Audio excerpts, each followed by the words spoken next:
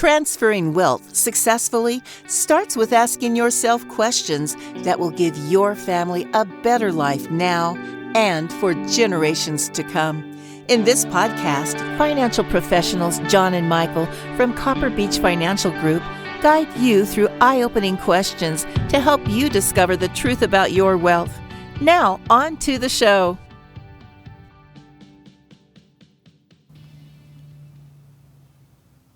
Hello and welcome to The Truth About Wealth with John and Michael Parise of Copper Beech Financial Group. Today the gentlemen have brought a guest on the show, and that is Richard Cohen. Richard Cohen, SPPA, is an owner of the professional claims consulting firm Clarke Cohen Incorporated. Richard is a third-generation public adjuster and has been licensed since 1988.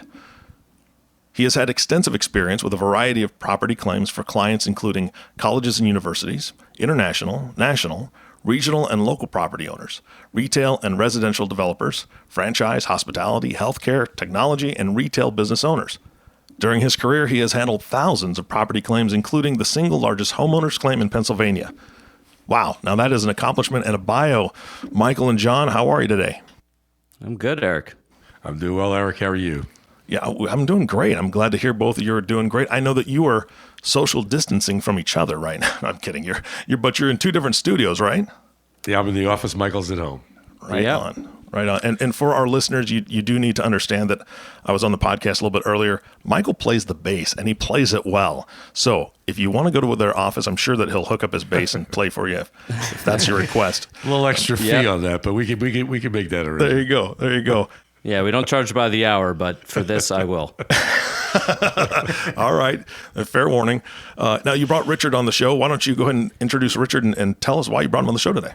Richard, first off, thanks so much for being a part of this podcast. Actually, Richard and I are members of the same Vistage peer group, and we meet monthly. And last month, when we were going through our business recap and family recap, Richard let everyone know that this year is the 100th year of his family business, Clarke Cohen. So as you mentioned, Eric, he's a third-generation member of his business, and that really sparked my interest because a few podcasts ago, Dad, you and I did one on how to create a 100-year family vision. Yes, we did. As Rich is going through this really milestone that's incredibly rare, it really occurred to me, I said, we need to get Rich on this podcast. Rich, thank you so much for being a part of this, and congratulations on 100 years, because I think congratulations. Yeah, that's the most important thing. Thank you so much. Really appreciate it. Nice to have you, Rich. Great to be here. To start off, Rich, can you give our listeners a little history of Clarke Cohen? Obviously, it's 100 years. There's a lot of history there, but give us a little bit of a history of the company, where it started, and where it is today. So Clarke Cohen is a public adjusting firm that started in Philadelphia. In 1921, the original public adjusting licensing law came into place in Pennsylvania, and that was the year that Clarke Cohen was started by Cy Clarke, who basically was an Orthodox Jewish gentleman, and he was also Irish. He started the company with a gentleman by the name of Leon Cohen, which really who was not related to me in any way, just a coincidence. And that company thrived, did very well. My grandfather went to work there in the early 40s after the war. And then in 1963, he bought the company after Mr. Clarke had passed away. My father in 63 went to work there, and his name was on the wall or on the sign. So my family's owned the business since the early 60s. Like you said, I'm the third generation. I've been doing this since 1988. Rich, you probably are aware of this statistic that only 3% of family businesses actually make it to the fourth generation, and I know that I believe your son and your nephew are involved now in the company alongside you. So you're really the exception, we call it, to most family businesses. So do you have any general thoughts on how you can attribute your success, and what secrets do you have that you can impart upon our listeners as to how you've achieved the 100-year milestone? So what I'm going to say is our secret is luck. I am third generation, but the first three generations, there was only one member of the family that was in the business. And that's made a huge difference so that we didn't have the infighting of people in the same generation that occurs a lot with family businesses, and multiple siblings and cousins and that kind of thing. My grandfather was just my grandfather. It was just my father and then myself. I have two siblings. Neither were interested in going into the business. I do, as you said, have the fourth generation working with me, which is my son and my nephew, who have been with me for about 3 years now. Both are doing excellent, but what I put into place with them is essentially the two of them are partners, so that it doesn't matter who gets the business or who adjusts the business or what, who's successful. They both benefit. So they're kind of on the same team. They work together and they support one another, and they're both excited if anything happens, because pretty much no matter what the outcome is, they both make money. So I'm hoping that that's so far so good. That's been a good way for us to kind of work around what could otherwise eventually potentially have problems or cause problems. Like I said, so far so good.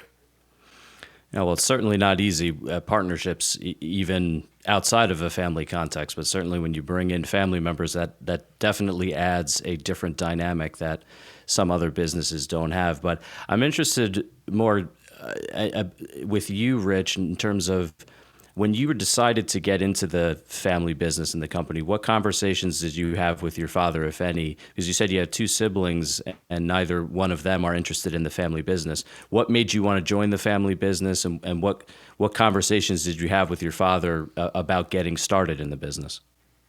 So I've said this to a lot of people. I was kind of born to be a public adjuster and born to be part of the business. My parents joked that they were going to name me Clarke Cohen, so that I would be Clarke Cohen from Clarke Cohen. And there was really never any question in anyone's mind that I would end up coming into the business. I mean, what we do here is kind of fix other people's problems, and it's kind of who I am. I like to get involved and help other people out. So there was never a question in my mind that I was going to become a public adjuster and come to work in the family business. I had an amazing relationship with my grandfather. He was a really difficult guy. He would fight with pretty much everybody and yelled at everyone that ever worked for him. But when it came to me, he was very calm and, taught me a ton. And then I had a wonderful relationship with my dad.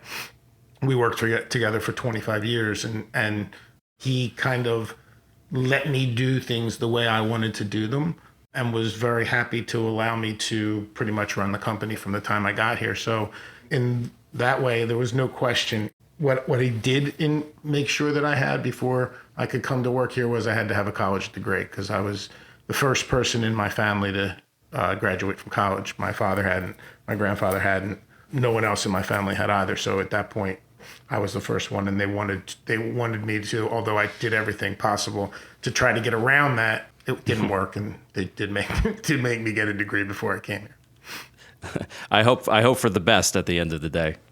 No question. Yeah. When you look back at it, it's no question. At the time, I wasn't too happy about it. Yeah, and I wonder, did you have that same conversation with your son as sort of a prerequisite to getting in the business? I had a much different perspective of it than my father and my grandfather. It's a very difficult business. It's 24/7. Fires and property damage happen when they happen. You can't really control it. And we are on call 24/7 and really have to show up anytime something happens. That means missing family events. That means running out, generally when, right when you're about to sit down to dinner. That means even if you're planning a weekend away, sometimes that doesn't exactly happen. I personally love it, and I wanted to make sure that anybody that came into the business, I have two sons and a daughter, and my sisters both have children that have worked here over the years, and anybody that came to work wanted to do it. It was their choice and not something that I decided they should do. My nephew, who works with me, went to Villanova Law School, worked in a law firm for a year, wasn't real happy with what he was doing there, and came to me and asked me if he could come to work here. My son worked in the real estate business, actually for one of my clients for 4 years. He worked there during college and then right after college. So he experienced what it was like to work in a much different culture than we're used to, and kind of a, more of a 9 to 5 kind of job. That was really, those are the two things that were important to me, was that they chose to come work and that they worked somewhere else and experienced it somewhere else before coming to work for the family. Yeah, this is John. That's interesting you bring that up, and being the leader of the pack on my family business, I'm G1 in this conversation. And when I looked at my kids, and Michael obviously works for me as my partner, I have a saying. I'm not here to motivate them. I'm here to find motivated people. So Michael was motivated to be in the business with me. But funny thing, I went to both girls and I said, "Hey guys, I want to give you an opportunity to work for Copper Beach. Are you interested?" And both said, "Dad, I don't do math." It's a joke. It's a joke with the girls. I don't do math. It's not math. I would have this conversation with them. But there wasn't a desire from my daughter's part to be involved. They just didn't see it. They didn't feel it. So finding that motivated person to say, "You know what? I see what you do. It excites me to maybe think about it as a business or as a career. I want to know more about it, and can I get involved?" I'm assuming you had that same sense with how you approach your kids.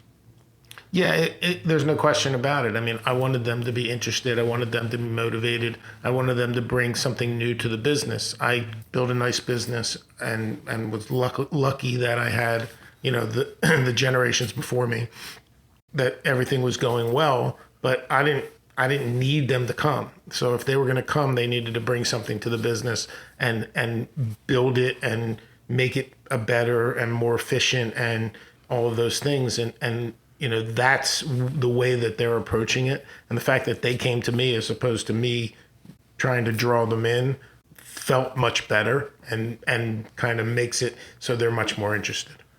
Yeah, the point I wanted to make about your grandfather is that he probably had real keen instincts, that he saw a diamond in the rough with you, and that's why his demeanor was probably different.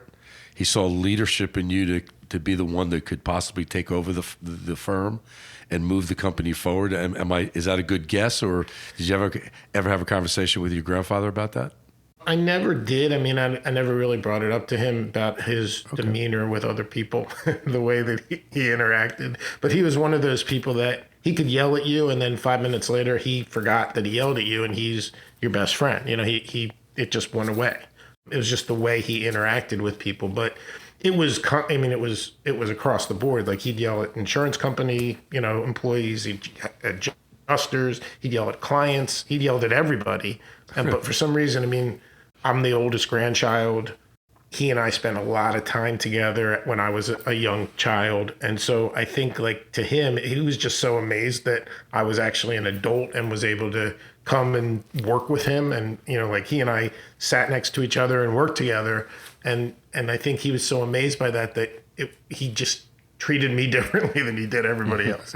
Truth be told, he was also pretty nice to my dad. So, he really wasn't like that with my father either. But everybody else that worked in the office or otherwise that was related, he was tough, really tough. Yeah, it was also that age group too. I refer to them as depression babies. They grew up in a different world than we grew up in, and their attitudes about life were different. The way they treated money was different.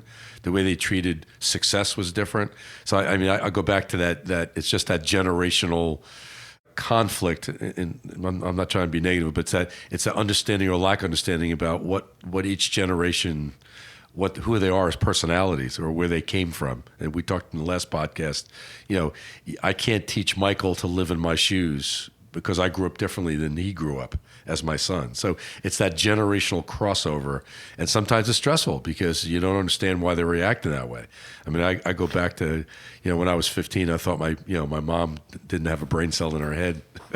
But then I realized when I was 25 how real smart she was. So you get that understanding as you get older as well. But that's that transition through generations. I think it's a fascinating study. I love watching families develop that communication back and forth in a positive way. I experienced that with my grandfather too. He was a depression baby. He knew what it was like not to have anything, and had built himself into a successful businessman, and had done very well in this business. And then brought my dad in, and my dad was much more even demeanored. I mean, he was just like, he was, people loved him and really listened to him. And he was somebody that, I've had clients of mine then and now tell me, yeah, there's something about your dad, like he had honest eyes. He's like just somebody that you could trust. You knew when you looked at him, you could trust him. Both of them, but definitely my grandfather, I think it was where he came from, and there was no way getting around that. Yeah, Rich, I want to bring back something you mentioned earlier with your son and your nephew and sort of the outside experience that they have, that they're now taking that experience and education that they've learned outside of your business and brought that to Clarke and Cohen, and your nephew in particular being an attorney like myself. So, he's definitely on his page with that, but that certainly can always change your outlook in terms of approaching sort of a business that's outside of the legal profession. I'm interested how that has hopefully positively affected your business, having that outside experience, that may be a different viewpoint on how you guys do business. It's definitely impacted us. And I, when he did come to me, I mean, it was something that I really didn't even think twice about. He and I are very close, and I looked forward to having him with me and working with him, and his approach and his view of things, because of his education and because of his experience. I've always had, outside counsel and some in-house counsel. And with him, I have somebody that's right here in the office that, we can discuss the legal approach to something which comes up every day in our day-to-day work. His experience and his knowledge really makes a huge difference. And then, my son, on the other hand, his experience with real estate and with developers, and those things really help us quite a bit as well. And they're both amazing young men and very good at what they do. And I'm thrilled that they're part of the firm, but they have very different personalities and approaches. And my son is a little more excitable, whereas my nephew is very calm, a lot like my dad. And truthfully, my son is a little bit like my grandfather. So the two of them are a very good mix, and they complement each other. And so far, it's been an extremely rewarding experience having both of them with me.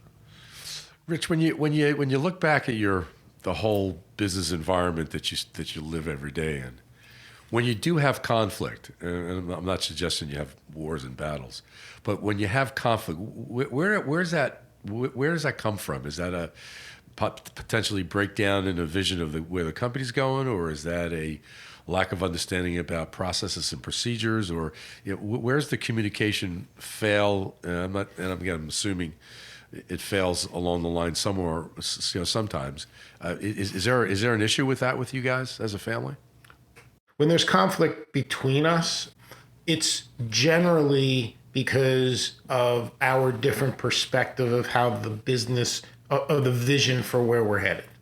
Although we all have the overall same vision, how we're going to get there and what it's going to take, and those kinds of things are the things that cause some conflict between us, and also between my son and my nephew. I mean, my son's approach to work is different. He gets everything in and finishes all his work and does exactly what he needs to do, but he might go work out for an hour and then come back, and he might disappear and go do something and come back, and everything gets done, but he might be working late into the night. Whereas my nephew has a much more similar schedule that I have. Like I come to the office first thing in the morning. I'm generally in the office or around the office. And then come 5, 6, 7 o'clock at night, I'm, moving on to my next endeavor, whatever that might be. So those kinds of things, it just takes getting used to and understanding that everybody has a different way of approaching things. And that's just an example of one of those things. Do you hold any type of weekly meeting with your team? Do you have a structure to that in any way? So it's funny because, we do hold weekly meetings where we review all of the claims that we're working on. Each of the young men, each of my son and my nephew each go over the claims they're working on. I go over the claims I'm working on so that we can talk them out and talk about any issues that we're having or anything that's going on. So we do that once a week. That's a set meeting. We also have a sales meeting it's pretty much the same team, but there are other people, some of our salespeople that are in that meeting as well. We also have a public relations and marketing meetings. And those aren't weekly necessarily. So the way we set that up is every other week we have a public relations and marketing meeting so we have outside vendors that work with us there. Every other week we have a sales meeting. And then pretty much once a week we have a meeting where we review all the claims, talk about what kind of issues we're having or what our expectations are or anything that's come up that we hadn't seen before, which, unfortunately happens all the time. Yeah, the reason why I bring that up is we work with a family in Tulsa, Oklahoma. They own a couple of oil wells out there, and it's a generation 3 strategy now where we've worked with grandma, work with the kids, and now we're starting to work with the grandkids, and they have a monthly meeting around what's going on with the enterprise. And I find that when families do that, they have a tendency to be more successful as families because stuff comes out, and rightly so it should when things aren't comfortable. And the synergy amongst the family members, except one's a little twisted a little bit every once in a while, but most of them get on the same page and go in the right direction as a team or as a family. And I think it's wonderful to see that. But I think those structures allow families to really have a smoother focus on where they're going. And again, it prevents the battles from occurring. The families that don't do that, there's always stress. We work with another family on the West Coast where 2 of the siblings are very much involved. The third one kind of disappears, but seems to have the power base to stop things or move things along, and they acquiesce to that person. So you see the conflict. So it's wonderful to see families kind of go through that. And we counsel as much as we can to guide them, but we're not psychiatrists. We're not specialists in that arena, but when we see there's a problem, we do recommend sometimes other people step in to keep things on track and whatever. So that's why I brought that up. I think it's great you're doing that, and I think it's just going to continue to perpetuate, the success of your company. Thank you. What I'll say to you is I started it with the claims review kind of meeting once a week, but these other meetings they set up, even as recently as today. We had a meeting set up for what we call solicitation, which is basically sales. And it was set up, every week. And to be honest with you, we weren't really having it. Like we set it up and then it would, somebody wouldn't be able to be there or it would get canceled or whatever. And so they're the ones who kind of came back around and said, we need to have these meetings. We don't necessarily need to do it every week, but we should do it every other week. So why don't we just have the public relations one Wednesday, and we'll have the sales one the next Wednesday, and we can switch off, and that way we'll keep things on track. And I think it's nice that they took that upon themselves to, based on the things that I was doing when they got here. Rich, I'm along similar lines. I'm interested to hear if your family has, because you're in a family business, we sometimes talk with family businesses that really try to separate the business conversations from the family conversations when they're in a family conversation, or a family setting, like they're at a holiday dinner or something along those lines. They try to keep the business separate, or they don't really talk about that. I'm wondering if your family does something similar to that, or if it's sort of an open book with regard to when you're in family gatherings talking about the business. It's like natural to just want to talk about business when you're in a room with somebody you work with. Yep. I mean, my son and I, we spend a lot of time together besides work. We live near each other. He spends time at our house at the beach. He spends time, they have dinner. He has dinner with me and my wife several times a week. It's just natural for him more so than me to want to try to talk about business. And we've made kind of a pact where, we're together. We can be together all day. We can talk about it all day. But when we're with the family, unless something is like happening as we speak, like somebody's calling about a new fire or, somebody's having a loss as we're talking about it, Essentially, we try to avoid talking about business in those family situations, and we've done pretty well. I mean, it's hard because, to be honest with you, he's so excited about working in the business and how things are going and business that we're doing, and truthfully, so am I, that it's almost like natural to just want to have a conversation about it. But truthfully, I don't think my wife wants to hear about it anymore. She's heard about it from me for over 30 years. So, like now her son's talking about it and her eyes are rolling to the back of her head. Yeah, that was one of my comments when you brought that up. I think spouses and in-laws have an issue at times when you spend so much time in the business, talking about the business, and they're not part of that. So some of the stress in families is you bring it home and you spend time when you're supposed to be home with the kids and the family, you're spending time in business. And that's a challenge for people that are business owners, and that could cause some rift. So you need that support from spouses and in-laws. Like Michael's got a wonderful wife, Kate, and she has no problems when Mike and I talk about business. She says that's great and no problem. And so, but sometimes you don't get that. So there's some other factors involved around families that you have to at least be aware of, that you have to be careful as you build your enterprise or keep it moving through generations, that there are other people involved that might not be involved, if that makes sense. Right. No, it makes 100% sense. I mean, my son's girlfriend spends time with us as well. And and our other family members, I mean, I have another younger son and a younger daughter, and our family is very close. And we, like I said, we spend a lot of time together. And truthfully, they're all not that interested in whether the insurance company's denying liability on, somebody's claim, that they never even heard of the people and have no interest in it at all. It is something that we've put into place. We do the best we can. Sometimes we go outside the boundaries, but we are certainly trying to keep it under control. Yeah, Rich, this has all been really, really, this has been great. I knew that this was going to be a good podcast when I thought of it, when you were going over your business review a couple of weeks ago in our meeting. So this has been awesome. It's as sort of a final topic or question. What do you think, if you're giving advice to maybe some of our listeners, or maybe there's a family business that's listening right now and maybe wants to perpetuate to the next generation? You talked about a lot of really good things. Do you have a single most important thing that you think is attributed to your success? My father's saying, his most favorite saying was, the harder I work, the luckier I get. I think there's a lot of truth in that. I came into this business, and when I first started working for my family, everybody was kind of sitting around waiting for the phone to ring, kind of living off of the book of business that existed and the contacts that they had and the people that they had. And I used to come into work at 8:30 in the morning and read the newspaper because sometimes there was just not that much for me to do.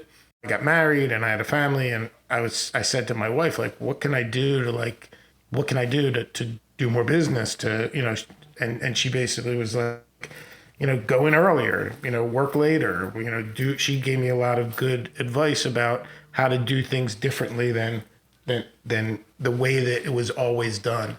And I did all of that, and it really worked out. It was a great thing because I approached the business in a way that my family wasn't approaching it at the time, and made contacts, some that I had for years and years, and some new contacts, but just by being out and about and pretty much living the business. For me, that made all the difference in the world, and it exposed me to things that I wouldn't have otherwise been exposed to if I had just kind of stayed in the bubble that was the business that was presented to me when I got there. For me, I think it's really hard work and keeping an open mind. Certainly with the next generation, I have a vision of what I wanted it to look like, but it kind of looks like that now. So if they have a vision of what they want it to be and they can verbalize that to me and help me to understand it and see it, I want to support them to make it the best that it can be for them, because I've kind of already done it. Yeah, that's perfect. Great. Yeah. Well, Rich, this has been great. Like I said, thank you so much for joining us today. And I think we can have a whole other podcast somewhere down the road on this. I'm sure there's a lot we can dig into. Hopefully it'll be another 110-year business at that point. That would be great.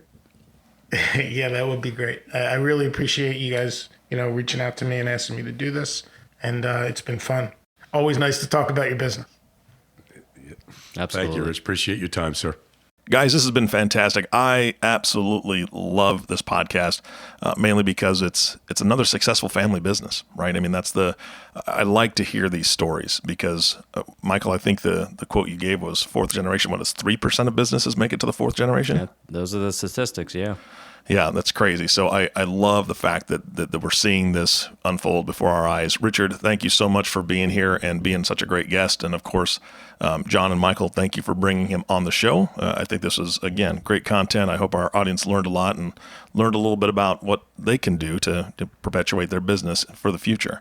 And obviously, audience, we just want to thank you also for tuning in to the Truth About Wealth podcast with John and Michael Parise. If you have not subscribed to the podcast yet, please click the subscribe now button below.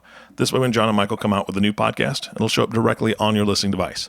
This makes it much easier to share these podcasts with your friends and family.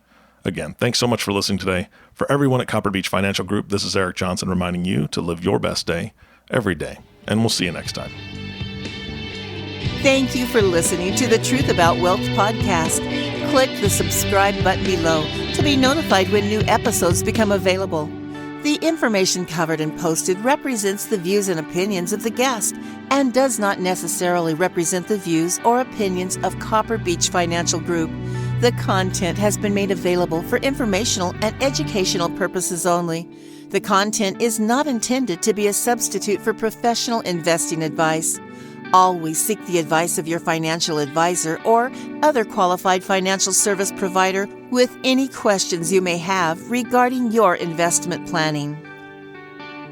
This material is for informational purposes only. Neither APFS nor its representatives provide tax, legal, or accounting advice. Please consult your own tax, legal, or accounting professional before making any decisions. Copper Beech is not affiliated with American Portfolios Financial Services, Inc. and American Portfolios Advisors, Inc. Securities offered through American Portfolio Financial Services, Inc., a member of FINRA SIPC, investment advisory and financial planning services offered through American Portfolio Advisors, Inc., an SEC registered investment advisor. These opinions are subject to change at any time without notice. Any comments or postings are provided for informational purposes only and do not constitute an offer or a recommendation to buy or sell securities or other financial instruments. Readers should conduct their own review and exercise judgment prior to investing. Investments are not guaranteed, involve risk, and may result in a loss of principal. Past performance does not guarantee future results. Investments are not suitable for all types of investors. Copper Beech is an unaffiliated entity of American Portfolios Financial Services, Inc. and American Portfolios Advisors, Inc.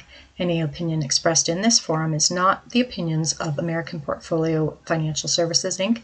and American Portfolio Advisors, Inc., and have not been reviewed by the firm for completeness or accuracy.